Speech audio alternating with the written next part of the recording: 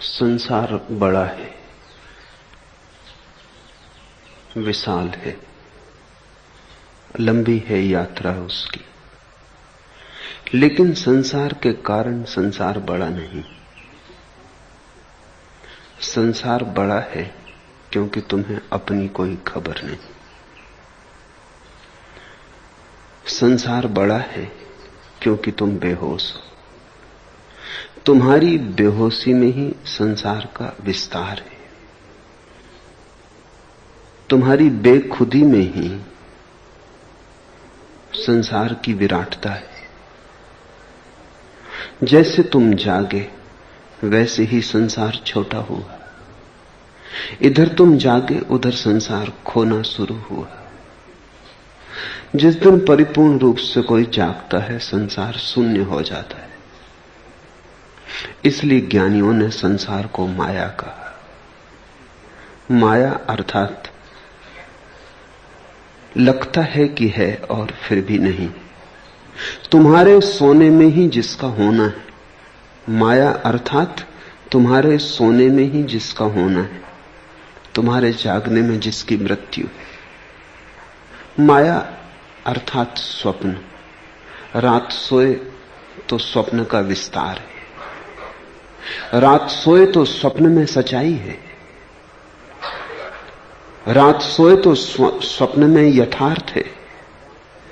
आंख खुली, सब सच्चाई गई, सब यथार्थ मिटा।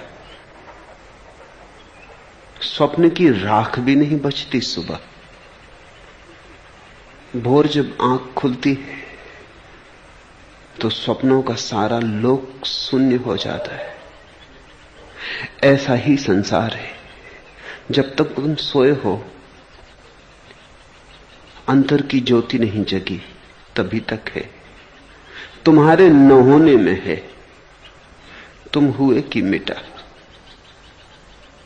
तो संसार को गालियां मत देना, संसार की निंदा भी मत करना, उससे कुछ भी ना होगा। संसार को छोड़ के भी मत भाग जाना, उससे भी कुछ ना होगा। कुछ करना हो तो जागना। कुछ वस्तुतः ही करना चाहते हो तो होश को लाना, बेहोशी तोड़ना। इधर होश आया, उधर संसार गया। छोड़ना भी नहीं पड़ता, छूट जाता है। छूट जाता है कहना भी शायद ठीक नहीं। पाया ही नहीं जाता। जागकर जो नहीं पाया जाता वही संसार है, और जागकर जो पाया जाता है वही सत्य है। शराब पी ली तुमने, पैर डगमगाने लगे, लेकिन लगता ऐसे है जैसे सारा संसार डगमगा रहा। शराब पी ली तुमने, जो नहीं है दिखाई पड़ने लगता है, जो है अदृश्य हो जाता है। शराब पी ली तुमने, एक पर्दा आंख पर पड़ गया, एक तंद्रा छा गई भीतर के आकाश में। बदलियां घिर गईं बेहोशी की, छिप गया सूरज होश का। भीतर अंधकार हुआ, बाहर सब रूपांतरित हो जाता है। अकबर एक राह से गुजरता था। एक शराबी ने बड़ी गालियां दी मकान पर चढ़ के। नाराज हुआ अकबर, पकड़वा बुलाया शराबी को, रात भर कैद में रखा, सुबह दरबार में बुलाया।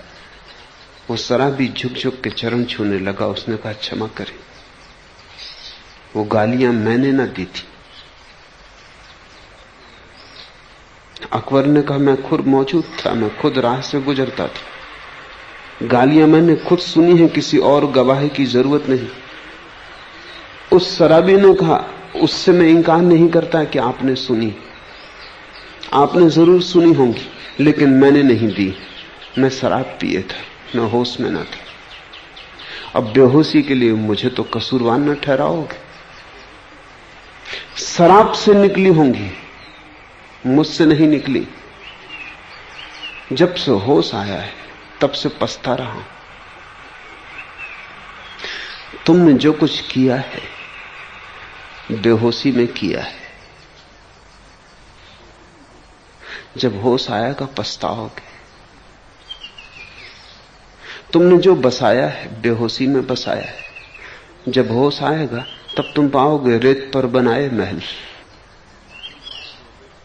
इंद्रधनुषों के साथ जीने की आशा रखी, कामनाओं के सेतु फैलाए कि शायद उनसे सत्य तक पहुंचने का कोई उपाय हो जाए। तुम्हारी तंद्रा में ही तुम्हारे सारे संसार का विस्तार है। बुद्ध का पहला सूत्र है, जागने वाले की रात लंबी होती। थके हुए के लिए यात्रा लंबी होती, योजन लंबा होता, कोस लंबा होता। वैसे ही सद्धर्म को न जानने वाले मूढ़ों के लिए संसार बड़ा होता है। अल्बर्ट आइंस्टीन ने इस सदी में विज्ञान को एक सिद्धांत दिया, सापेक्षवाद का। बुद्ध पुरुषों ने उस सिद्धांत को अंतरात्मा के जगत में सदियों पहले दिया था।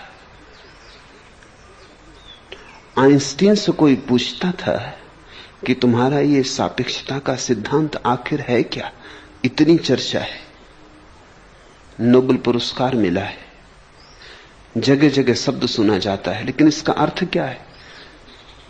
तो आइंस्टीन कहता था मुश्किल है तुम्हें समझाना। कहते हैं कि मुश्किल से 12 लोग थे जमीन पर जो उस सिद्धांत को ठीक से समझते थे। सिद्धांत थोड़ा जटिल है, और जटिल ही होता तो भी इतनी कठिनाई न थी।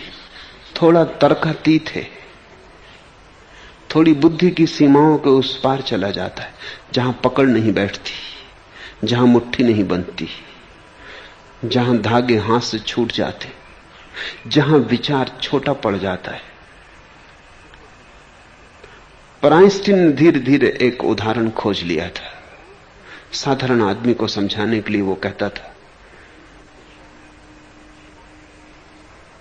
कि तुम्हारा दुश्मन तुम्हारे घर आके बैठ जाए,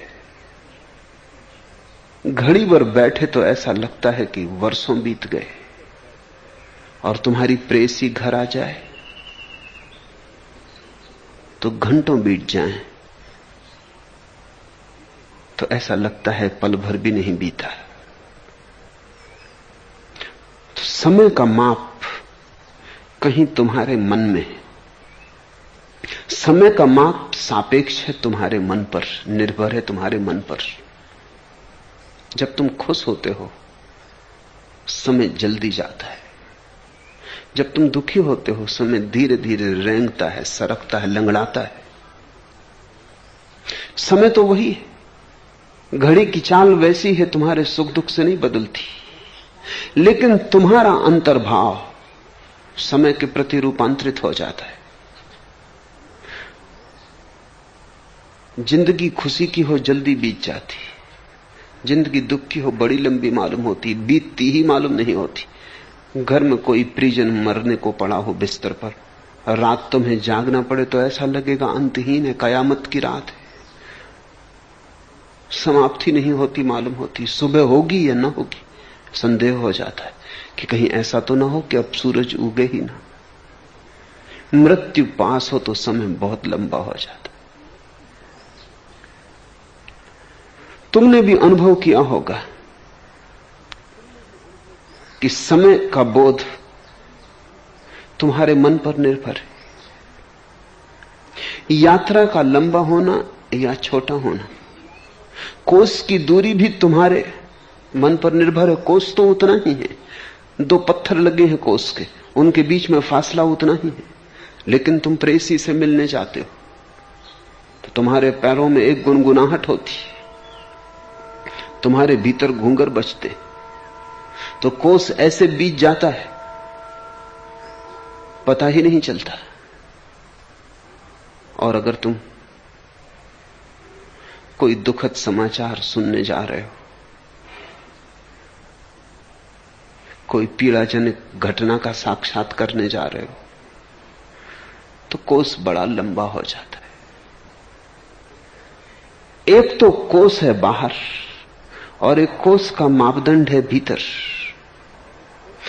बाहर का कोष असली बात नहीं, असली बात तो भीतर का कोष, असली बात तो भीतर का समय। इसलिए ठीक इसी दुनिया में जो आनंद से जीने का ढंग जानते, उनकी जिंदगी की यात्रा और ही होती, और जिन्होंने दुख से जीने की आदत बना ली, उनकी जीवन यात्रा स्याह रात हो जाती, अंधेरी रात हो जाती। तुम पर निर्भर है। तुम अपने चारों तरफ जो अनुभव कर रहे हो वो तुम पर निर्भर है। वस्तुतः तुम ही उसके सृष्टा हो। तुमने जो जिंदगी पाई है वैसी जिंदगी पाने का तुमने उपाय किया है, जानकर या अनजान में। तुमने जो मांगा था वही मिला है, तुमने जो चाहा था वही हुआ है।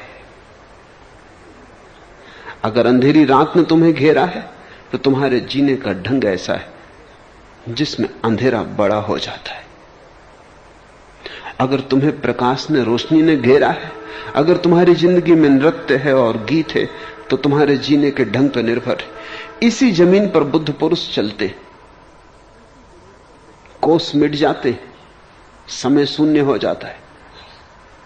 इसी जमीन पर बुद्ध पुरुष चलते हैं, संसार कहीं राह में आता ही नहीं।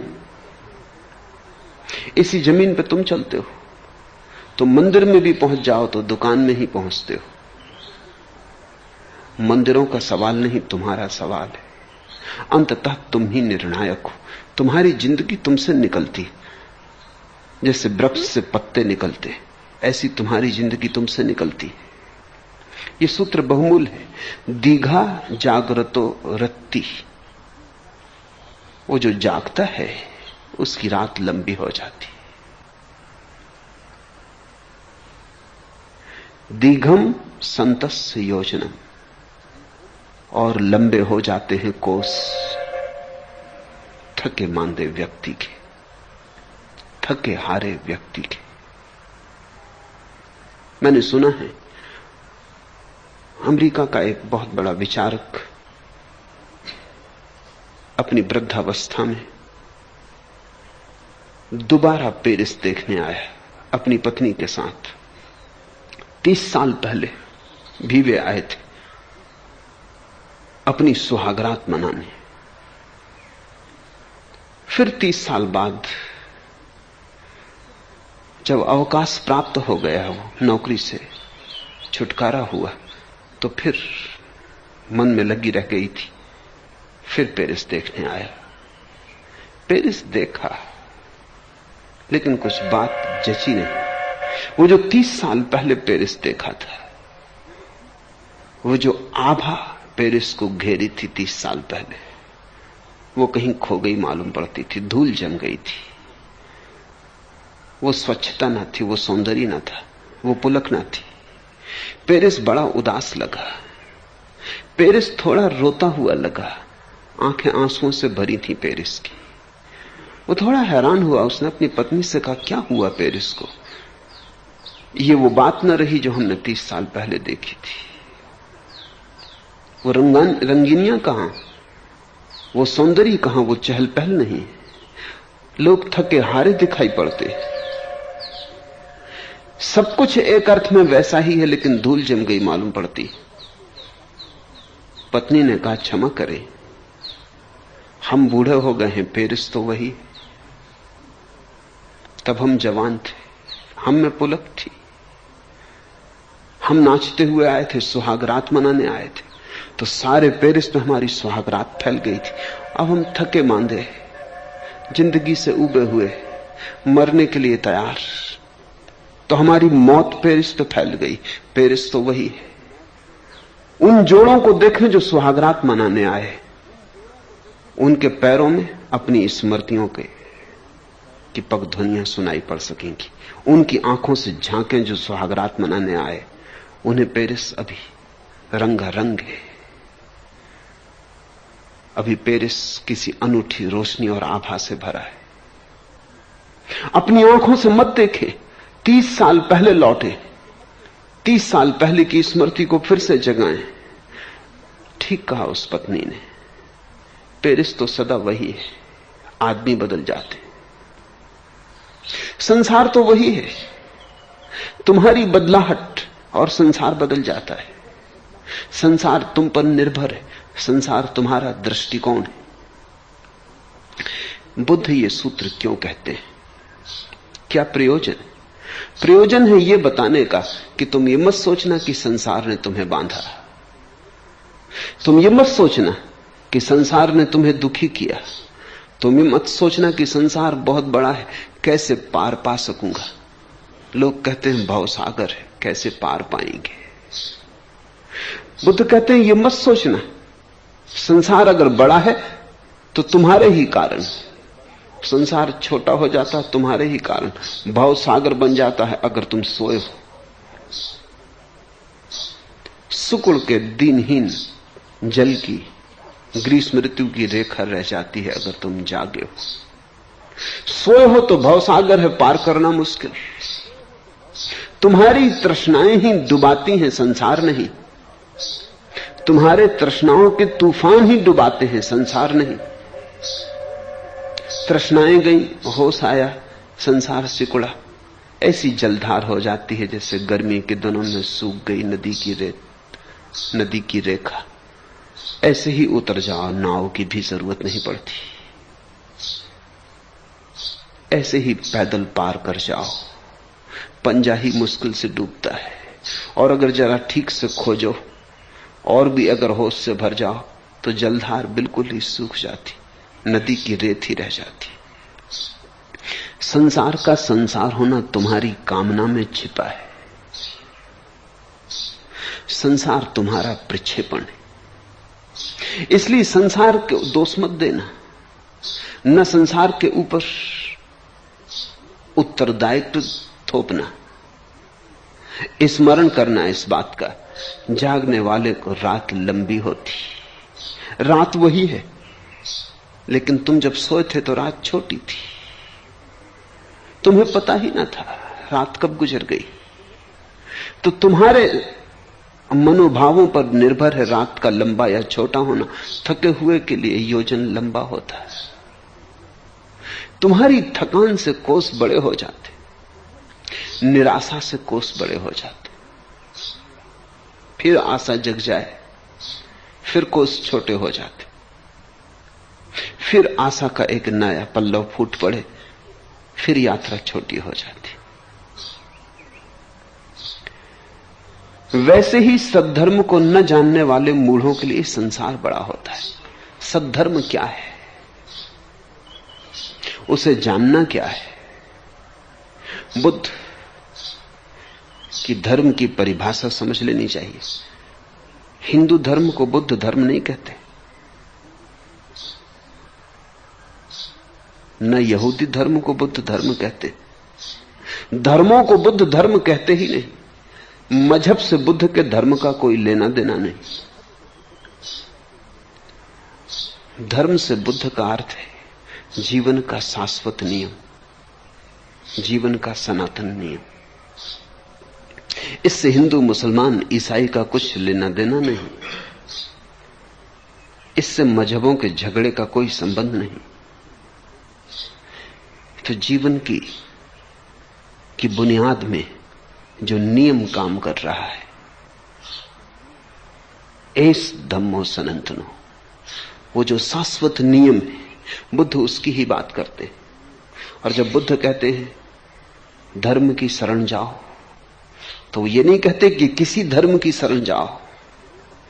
बुद्ध कहते हैं धर्म को खोजो कि जीवन का शाश्वत नियम क्या है, उस नियम की शरण जाओ। उस नियम से विपरीत मत चलो, अन्यथा तुम दुख पाओगे। ऐसा नहीं है कि कोई परमात्मा कहीं बैठा है और तुम जब जब भूल करते हो तब तब तुम्हें दुख देता है, और जब जब तुम पाप करते हो तब तब तुम्हें दंड देता है। कहीं कोई परमात्मा नहीं। बुद्ध के लिए संसार एक नियम है, अस्तित्व एक नियम। तुम जब उससे विपरीत जाते हो, विपरीत जाने के कारण कष्ट पाते हो। गुरुत्वाकर्षण है जमीन में। तुम शराब पी के उल्टे सीधे डमाडोल चलो, गिर पड़ो, घुटना फूट जाए, हड्डी टूट जाए, तो कुछ ऐसा नहीं कि परमात्मा ने शराब पीने का दंड दिया। बुद्ध के लिए ये बातें बचकानी है। बुद्ध कहते हैं परमात्मा कहां बैठा किसी को शराब पीने के लिए दंड देने को। शराबी खुद ही डगमगाया, शराब ने ही दंड दिया, शराब ही दंड बन गई। गुरुत्वाकर्षण का नियम कि तुम अगर डमाडोल हुए, उल्टे सीधे गिरे, हड्डी पसली टूट जाएगी, संभल के चलो। गुरुत्वाकर्षण का नियम काम कर रहा है, उससे विपरीत मत चलो, उसके साथ हो लो,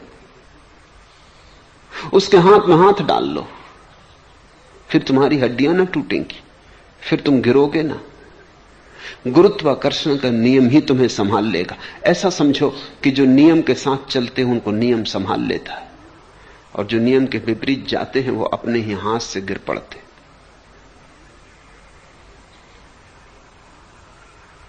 जीवन का कौन सा नियम शाश्वत है? जीवन का कौन सा नियम सबसे गहरा है?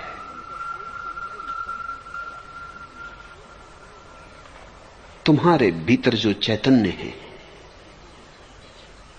सभी कुछ उस चैतन्य के प्रति सापेक्ष है, सभी कुछ उसी चैतन्य से निर्भर होता है, सभी कुछ तुम्हारी दृष्टि का खेल है। यह नियम सबसे ज्यादा गहरा है। राह से तुम चलते हो, कंकड़ पड़ा दिखाई पड़ जाता है, सूरज की सुबह की रोशनी में ऐसे चमकता है जैसे हीरा हो, दौड़ के तुम उठा लेते हो।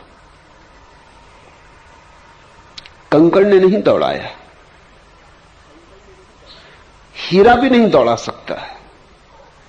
तुम्हारी वासना फैली, तुम्हारी वासना ने धोखा खाया, तुम्हारी वासना रंगीन पत्थर पर टिक गई, तुम्हारे भीतर सुगबुगाहट उठी, तुम्हारे भीतर वासना में पल्लव आए, सपने जगे कि हीरा लाखों करोड़ों का क्षण भर में हिसाब हो गया। दौड़ पड़े, पता भी ना चला कब दौड़े। हीरे ने नहीं दौड़ाया, हीरा तो वहां है ही नहीं, दौड़ाएगा क्या। पास पहुंचे, हाथ में उठाया, सूरज की रोशनी का जाल टूट गया, पाया कंकड़, वापस फेंक दिया, शिथिल अपने रास्ते पे चल पड़े। उदास हो गए, विषाद हुआ, हार हुई, अपेक्षा टूटी। कंकड़ ने दुख दिया, कंकड़ बेचारा क्या दुख देगा। कंकड़ को तो पता ही न चला कि तुम क्यों दौड़े, तुम क्यों पास आए, तुम क्यों प्रफुल्लित दिखाई पड़े, तुम क्यों अचानक उदास हुए। कंकड़ को कुछ पता ही न चला, सब खेल तुम्हारा था।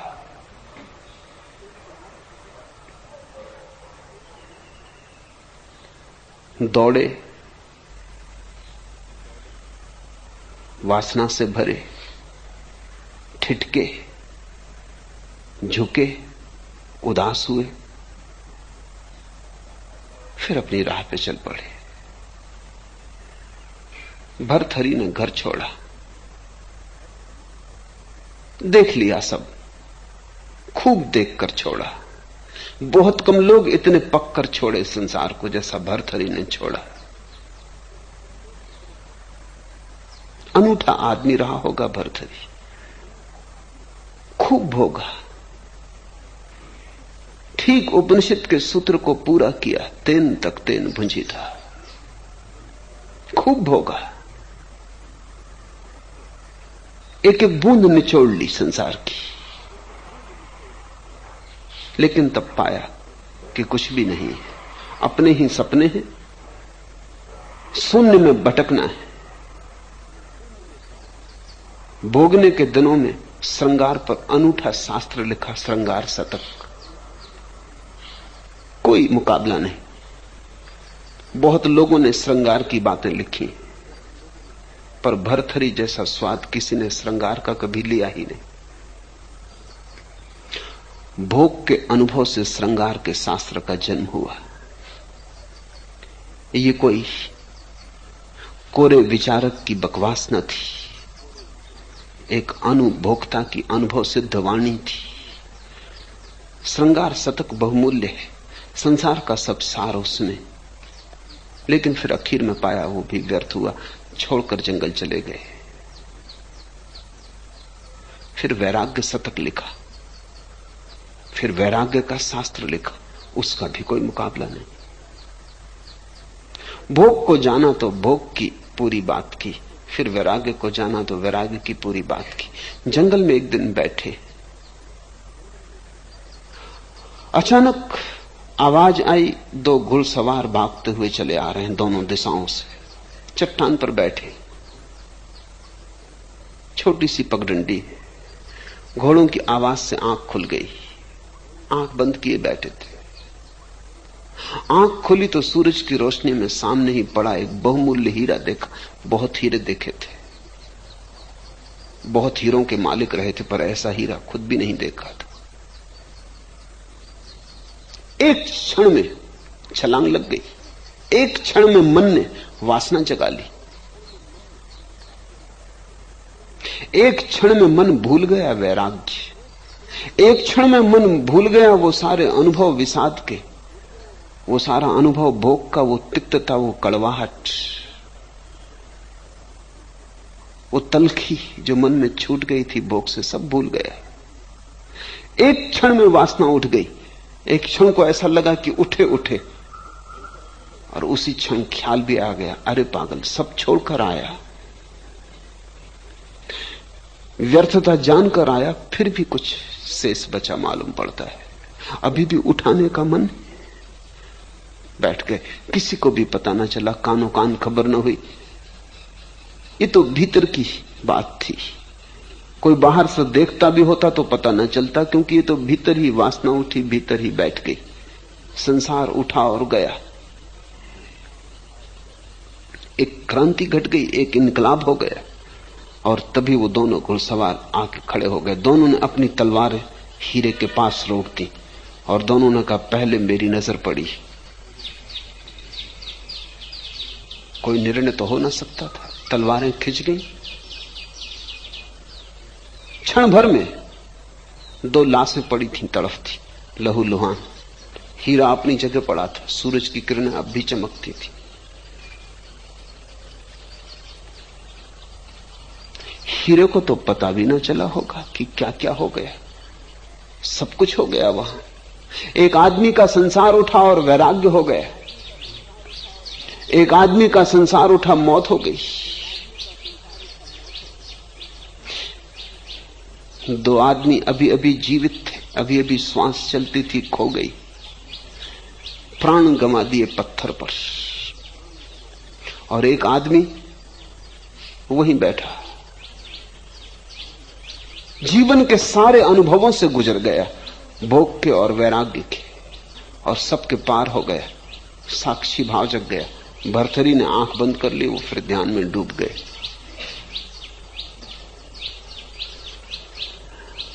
जीवन का सबसे गहरा सत्य क्या है? तुम्हारा चैतन्य।